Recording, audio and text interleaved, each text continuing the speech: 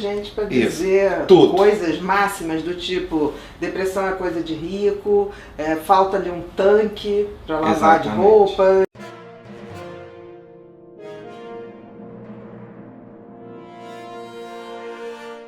E aí eu trouxe algumas coisas. Por exemplo, assim, que me preocupa é todo mundo achar que tem um pouco de médico, de terapeuta. E escuta, realmente existe na neurociência, e você pode explicar isso melhor até, sobre essa relação do esporte com a depressão. Mas é muito importante as pessoas entenderem que quando você está com depressão, essa coisa de vai procurar um esporte. Você não tem força para levantar de uma cama, às vezes você só está tendo força para ir para o trabalho, voltar porque você precisa. E aí botar... vezes você está indo, mas nem tem tanta força, é um senso de responsabilidade. É o senso de responsabilidade que faz as pessoas irem. E aí fala assim, o esporte, você precisa ir para o esporte. E eu me preocupo muito com isso. O mesmo eu falo quando o paciente chega e fala assim, começa a terapia, ele é ótimo. Eu me preocupo muito com isso, porque tem pacientes que chegam num grau tão grande que ele primeiro precisa de um outro tipo de tratamento e depois sim. Porque como que você já está mal e entrar com a dor? O que você está falando, Alex, é o seguinte, que tem pessoas que estão num grau de depressão tão grande que elas têm que ser primeiro tratadas para sair do subsolo, que eu digo, para voltar ao solo, para depois começar a fazer as coisas que vão ajudar sim, que ela não deprima outra vez. Exato. Mas você pedir alguém para fazer exercício físico para tratar uma depressão é como você pedir uma pessoa que está com pneumonia para correr na praia de manhã. Quer dizer, não dá. As pessoas têm que entender que depressão, ela altera muito o físico, né? O corpo como um todo. Tanto é que altera o sono, altera o apetite, quer dizer, são marcações biológicas muito grandes. Altera também a mente, altera. Por quê? A mente dá conta dos pensamentos. Uma pessoa que está deprimida, ela pode estar fazendo milhões de coisas, mas o pensamento dela está absolutamente negativo. É sempre aquele pensamento, não vou dar conta, não vou conseguir, não vai acontecer nada de bom. Sempre que alguém se atrasa, aquela pessoa vai associar que foi assaltado, foi estuprado. Então são pensamentos, quem vive a depressão, independente de estar deitado numa cama ou não, tem uma maneira de pensar que é como se fosse um trem fantasma. Né? Só aparece pensamentos ruins e muito desconfortáveis. Você conseguiu quebrar um dos mitos, que é um pouco dessa coisa do exercício. Um outro mito que eu trago para você é a questão da depressão. Eu associo que quem é deprimido, você não está deprimido porque você está tomando banho, você sai de casa. E as pessoas associam muito que depressão é só quando você está no fim do... Não, isso é um mito totalmente errado, né? Antigamente se separava depressão em depressão inibida e depressão ansiosa, né? Hoje a gente sabe que não é isso. O fato de uma pessoa estar na cama não quer dizer que ela está mais grave do que aquela pessoa que está parecendo que está bem, mas os pensamentos dela estão absolutamente ruins. E tem um detalhe que bota isso totalmente abaixo, esse mito, que as pessoas que cometem suicídio que a partir de um estado de depressão, em geral são pessoas que não estão na cama. São pessoas que ainda têm uma energia para buscar até essa maneira de escolher sair dessa vida.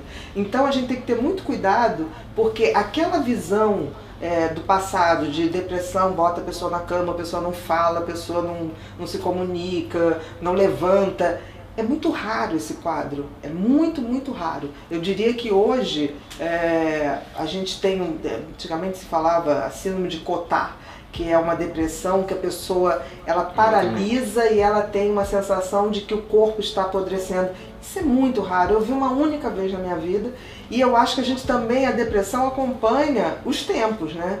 Hoje as pessoas têm uma hiperatividade em termos de fazer várias coisas ao mesmo tempo, a coisa do excesso de informação, o excesso de solicitação, até a síndrome do excesso de informação, né, que o Cury fala muito disso, que leva com que as pessoas deprimam, não mais daquela forma, mas muito mais na questão de exaustão mental. Então as pessoas estão sempre com aquela sensação, eu estou cansada, elas não têm mais aquele tesão para fazer as coisas que faziam. Isso é que caracteriza uma depressão, e não o fato da pessoa estar deitada e não se levantar. Tá. Uma coisa também que você coloca aqui, e a gente já começou a falar no início, é a questão da espiritualidade. A gente não está falando, é a fé. Não, não tem nada a ver com religião. Exatamente. Fiz questão de e como você vê isso num tratamento? Eu acho fundamental. Então, voltando aqui, a gente tem que pensar sempre que a depressão, você abalou 3 dimensões, né? O corpo, e aí aquela questão que você altera o funcionamento do corpo mesmo, a hora dele levantar, a insônia terminal, que é tão característica da depressão, a pessoa deita, dorme e entre 3 e 4 horas da manhã acorda como se estivesse sendo despertado.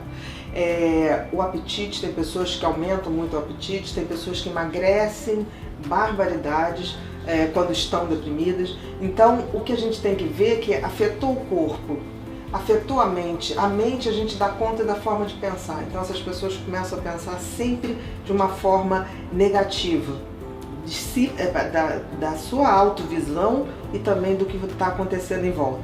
E a dimensão espiritual. Eu costumo dizer que as pessoas falam assim, você para com isso, vai não sei aonde, exerce a sua fé, porque depressão você vai superar.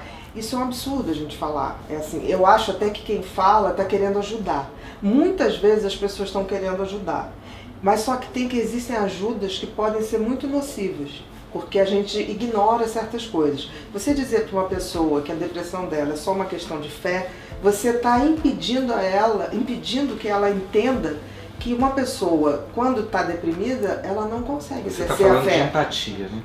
Eu estou falando que as pessoas não se dão conta, né? Uma pessoa que fala assim, você não está deprimido porque você não está falando que vai se matar, você não está deprimido porque você não está numa cama. A depressão é muito mais que isso. Eu às vezes escuto, quando eu falei nessa questão do ser empático, é que às vezes eu seguro na mão da pessoa e falo assim, eu estou junto com você. Eu imagino o quanto está difícil para você. E aí a pessoa para e fala assim, nossa, meu marido não pensa dessa forma, meus filhos, minha mãe. Quer dizer, quando você acolhe, mostra assim, imagina o quanto deve estar sendo difícil, essa pessoa parece assim, eu já escutei, né, falar assim, nossa, deixa de ser julgado, exato. Porque exato. A culpa, por exemplo, todo deprimido se sente culpado de tudo. Porque é um tipo de pensamento, é a alteração essa mental culpa que ocorre. O deprimido é culpado o tempo todo. Então quando alguém chega e fala, olha, você tem que reagir, você tem que fazer atividade física, você tem que exercer sua fé, ele fica muito pior. Porque é como se aquilo fosse uma impossibilidade dele se ajudar. E não é bem assim. Quando você tem uma depressão, você primeiro tem que tirar a pessoa daquela depressão aguda, para que ela possa então, numa terapia, render. Porque se você chega num estado de depressão tão grande, como é que você muda a maneira da pessoa pensar se ela está pensando obsessivamente e intrusivamente pensamentos ruins? Você não tem como trabalhar, né? Então assim, então vai para uma terapia resolver. Você não tem como trabalhar a maneira da pessoa pensar de outra forma. Porque ela está ali, o cérebro está num ciclo vicioso em remoer e pensar sempre coisas ruins. Falando nesse tema, depressão, e a gente aqui nesse bate-papo me recordou, eu nem pensava em fazer psicologia, nada disso. Eu escutava muito da minha avó falando assim, fulano se suicidou, ele vai se ver com Deus, ele vai para o inferno. E isso ficou muito guardado na minha mente. E depois que eu fui para a faculdade, que eu fui entender o que é uma depressão, e o suicida, o respeito, às vezes eu gosto até de falar dos nossos colegas que quando chega alguém no hospital, eu não quero atender, é uma frescura, tá tirando meu tempo. Eu acho que a gente tem que entender que a pessoa que pensou ou tentou tirar a vida, ela tá muito doente, né? E aí me volta essa história da minha avó. Até porque é instintivo. O nosso cérebro é uma máquina programada para sobreviver. Então, o suicídio é o contrário da essência do cérebro humano. O cérebro sempre vai tentar fazer com que você viva. Ele vai impedir o tempo todo. Por exemplo, se você tentar morrer por falta de respiração, não tem como. O cérebro não deixa, você vai respirar. Se você tentar, tem uma hora que volta a respirar, porque é uma máquina de sobrevivência. Então, é tão absurdo se a gente pensar que uma pessoa, quando pensa em tirar a vida, ela está indo contrário ao funcionamento mais essencial da vida humana, que é sobreviver. Então, assim, as pessoas talvez não tenham conta, não se deem conta, mas ano passado a Organização Mundial de Saúde tirou o ano para falar sobre depressão, e uma das coisas que eles colocaram é que a cada 40 segundos uma pessoa se mata, 40 minutos uma pessoa se mata ao redor do mundo. Então é muito alto o índice, é muito mais alto do que a gente gostaria.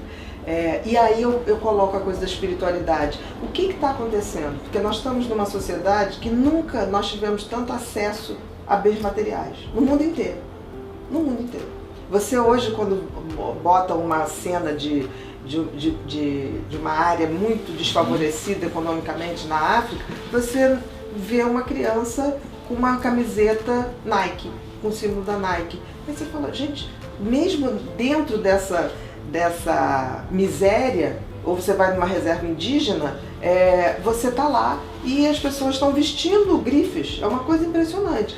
Muitos falsificados, ok, mas está vestindo grife. Então o que eu estou colocando é que nunca as sociedades tiveram tanto acesso a bens materiais, tá? Em todas as suas camadas. Mas também nunca nós tivemos tantos casos de suicídio, tantos casos de dependência de drogas, tantos casos de ansiedade. O que significa isso? Que alguma coisa está fora da ordem, né? Alguma coisa no nosso estilo de viver não é compatível com a nossa humanidade. Então, se a gente não começar a pensar que a espiritualidade é algo que faz com que a gente pense na vida, que a vida não é só isso aqui, ela transcende a materialidade e que estamos aqui não para sermos felizes, mas para evoluirmos. Se a gente não entender isso, fica muito difícil aceitar que desenvolver a espiritualidade também é uma maneira da gente tratar e se tratar. Não é só tratar a depressão, mas é dar oportunidade para que a depressão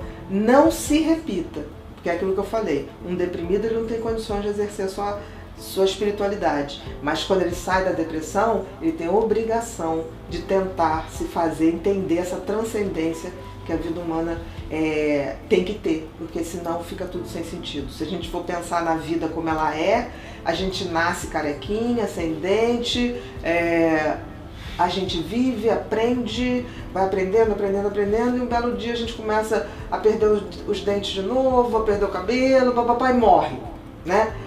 A vida humana, materialmente falando, não tem sentido. Então talvez o sentido da vida humana seja a gente dar sentido a ela. E aí está a nossa evolução. Então, assim, a minha espiritualidade não é se eu tenho uma religião, é se eu estou convencida de que eu estou aqui para dar o meu melhor e fazer o meu melhor. Bom.